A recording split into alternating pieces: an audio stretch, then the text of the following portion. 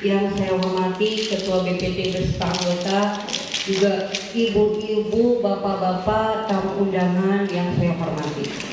Saya di sini selaku Ketua TPPSD Sabaribek ingin melaporkan atau menyampaikan hasil rembuk stunting di bulan April, ya, tepatnya tanggal 5, ya. Dari hasil rembuk stunting itu, yang pertama adalah PMT Posyandu.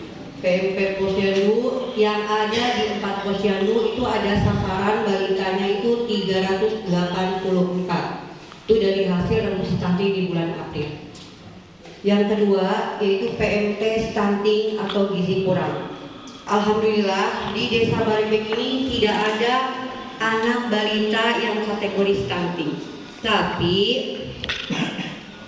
ada yang kategori kurang gizi atau badan kurus, ya Bu, ya. Jadi dianggapnya gizi kurang atau kurus. Itu ada 11 orang, 11 anak, ya Bu, ya, 11 anak.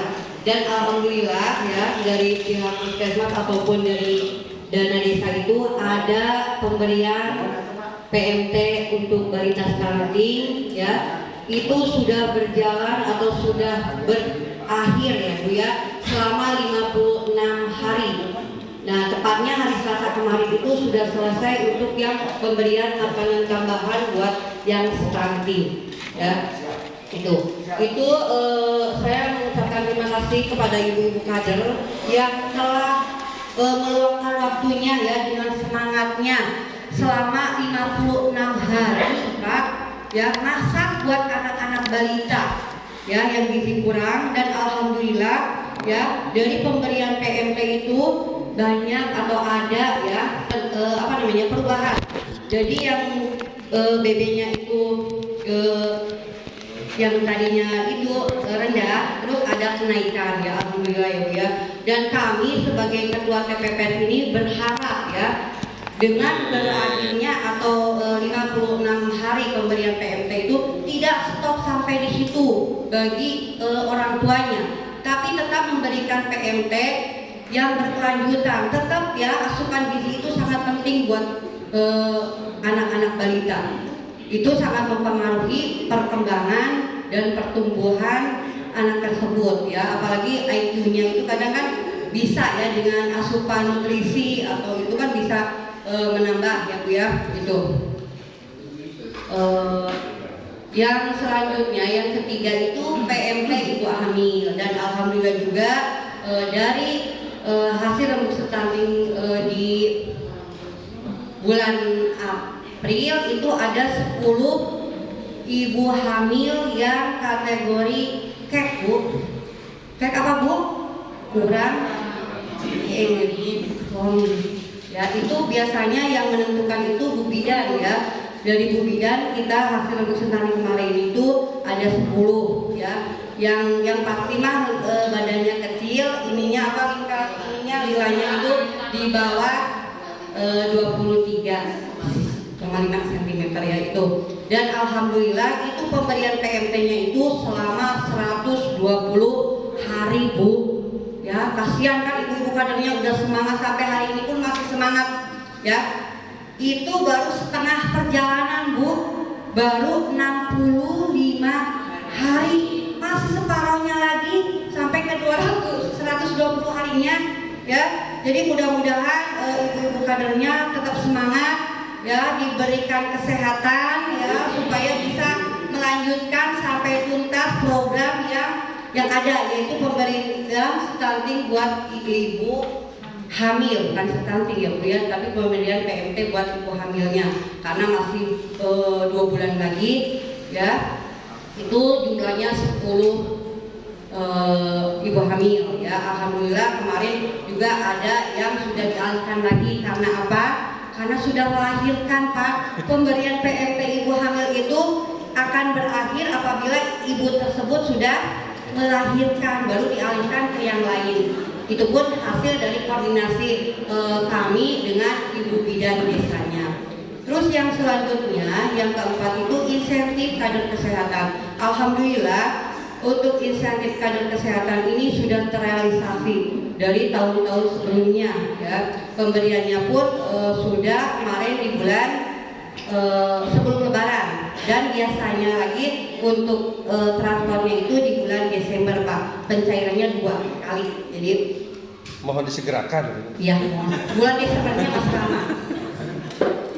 Terus yang kelima itu insentif kader KPM ya, udah terrealisasi juga.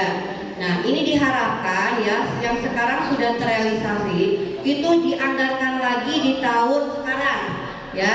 Saya tidak mencatat lagi karena sudah ada di sini, jadi tidak akan saya catat lagi. Tapi yang perlu informasikan itu yaitu bahwa untuk PMT Posyandu, PMT stunting untuk gizi kurang, PMT ibu hamil, insentif kader kesehatan dan insentif KPM itu terus diadakan. Itu usulan kami ya. Nah, terus dari kegiatan tagging stunting yang sudah masuk APBDes 2024 dan direkomendasikan tidak masuk di RKPDS 2025 itu tidak ada ya. Terus yang selanjutnya untuk kegiatan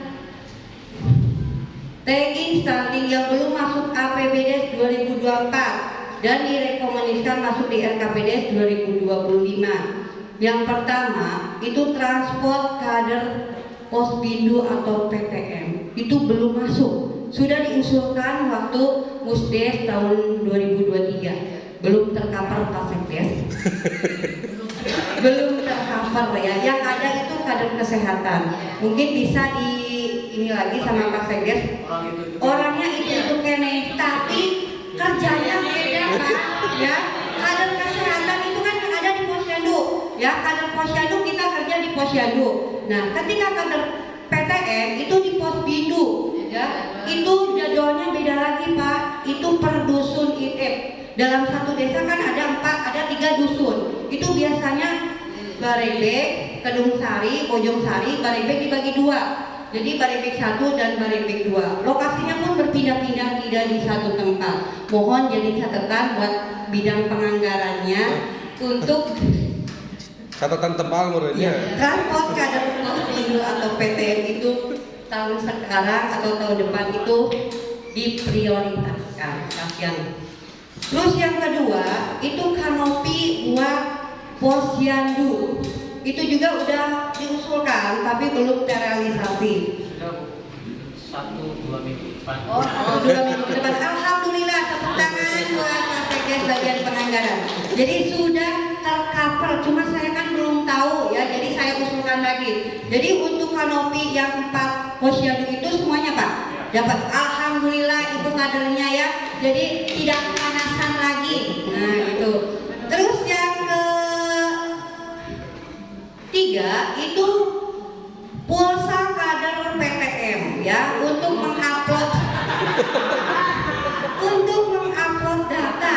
Biasanya itu butuh pulsa, apalagi sekarang yang kader Posbindu atau PTM itu sudah tidak didanai oleh puskesmas. Jadi semuanya itu dialihkan ke desa. Lihat ke desanya. Jadi nanti Pak Sekdes juga pintar ya, bagian penganggaran sama bagian perencanaan ya. Mudah-mudahan semua yang kita usulkan itu dapat terrealisasi. Tidak tahun sekarang, mudah-mudahan tahun depan.